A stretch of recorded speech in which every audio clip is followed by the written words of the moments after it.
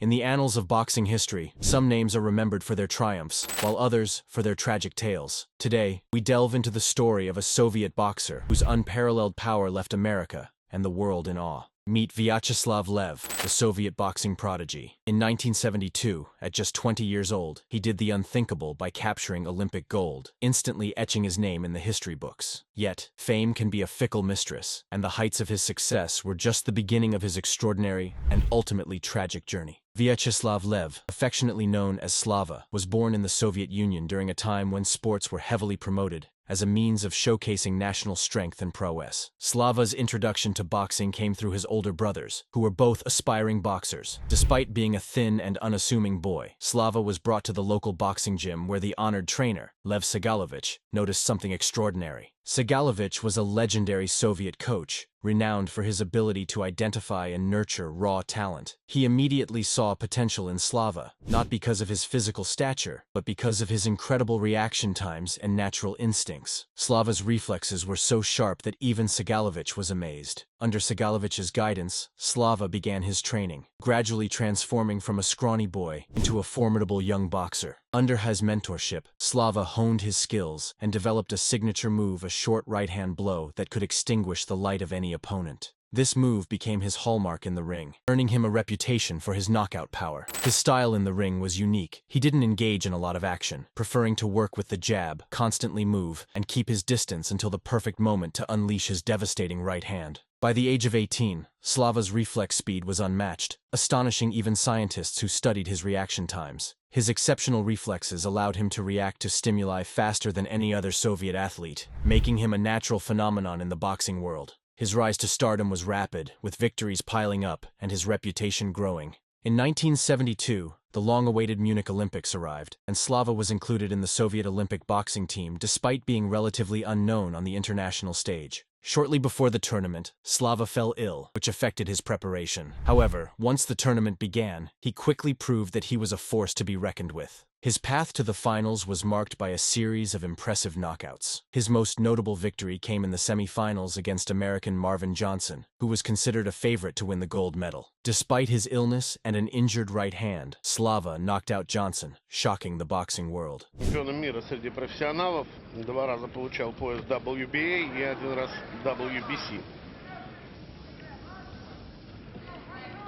Ну и вообще в своей карьере провел 49 поединков, профессиональные 40. This victory caught the attention of many, including the notorious promoter Don King, who was eager to bring Slava to the United States. King later recalled his amazement at the skinny Soviet boxer who had so effortlessly defeated Johnson. In the final match, he faced 25-year-old Remy Tenin. Despite his injury, he entered the ring with determination and knocked Tenin down 3 times in the first round. The referee stopped the fight, and Slava was declared the winner. At just 20 years old, Slava became the youngest Olympic boxing champion in Soviet history, returning home as a national hero. А вот бой олимпийского чемпиона Вячеслава Лемешева с Майклом Спинксом вызвал некоторое разочарование у любителей бокса. Наш спортсмен, который всегда славился острым атакующим стилем, на этот раз ввязался в несвойственный ему ближний бой, выгодный только его сопернику.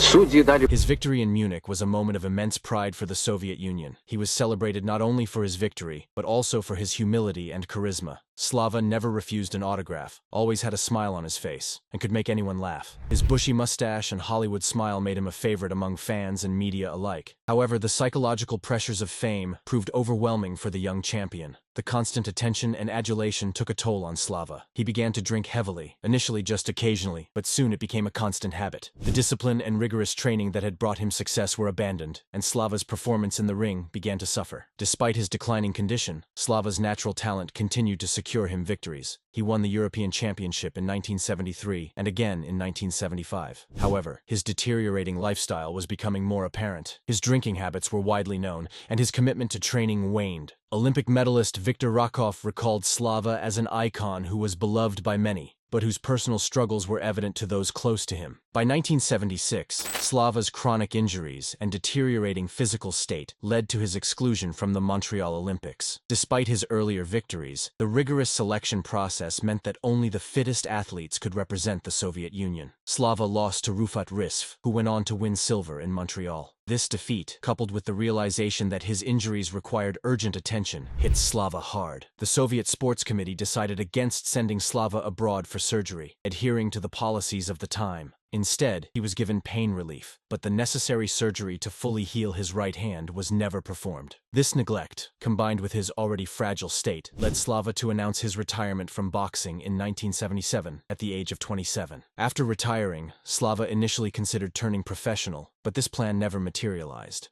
Instead, he fell deeper into alcoholism, leading to further deterioration of his physical and mental health. His once bright future was now overshadowed by a life of despair and decline. Slava's attempts to return to the ring were futile. His physical condition had worsened to the point where he was no longer the boxer he once was. Friends and former colleagues tried to help him, but Slava's health continued to decline. He eventually moved to Germany for a coaching stint with a group of IET troops. However, his time there was marred by heavy drinking and erratic behavior. He would often spar with his trainees, but his diminished skills led to him being knocked out by even novice fighters. In Germany, Slava experienced his first fainting spell, a sign of the severe health issues to come. By the time he returned to the Soviet Union, his body was failing. His eyesight deteriorated, and he developed issues with his kidneys, liver, and cerebral vessels. Additionally, he suffered from psoriasis and epilepsy. The most devastating diagnosis was brain atrophy, a progressive condition likely caused by repeated blows to the head and years of heavy drinking.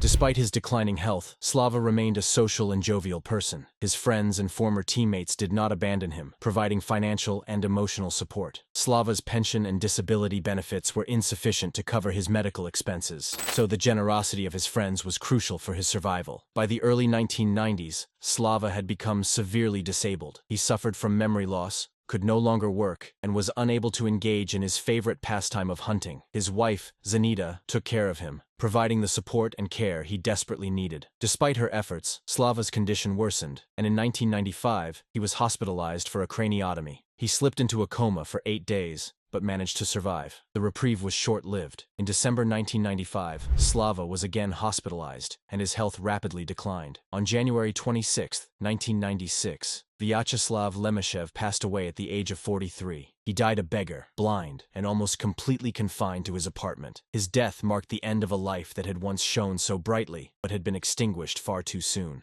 Slava's story is one of immense talent and unfulfilled potential. During his career, he achieved 103 victories with only 7 defeats, a testament to his skill and prowess in the ring. Yet, his rapid ascent to fame and equally swift descent into obscurity highlight the precarious nature of sporting glory. Thank you for joining us on this journey through the extraordinary life of Vyacheslav Lev, the Soviet boxing prodigy who stunned the world. His story is a poignant reminder of both the glory and the pitfalls of athletic fame. From his meteoric rise to Olympic champion at just 20 years old to his tragic fall, Lev's life encapsulates the highs and lows of a sporting legend. Despite the hardships he faced, his legacy lives on as a testament to his incredible talent and the enduring spirit of a true fighter. If you enjoyed this video, don't forget to like, share, and subscribe for more captivating stories from the world of sports. What did you find most surprising about Vyacheslav Lev's story? Let us know in the comments below. Until next time, keep chasing your dreams, and remember, every champion has a story worth telling.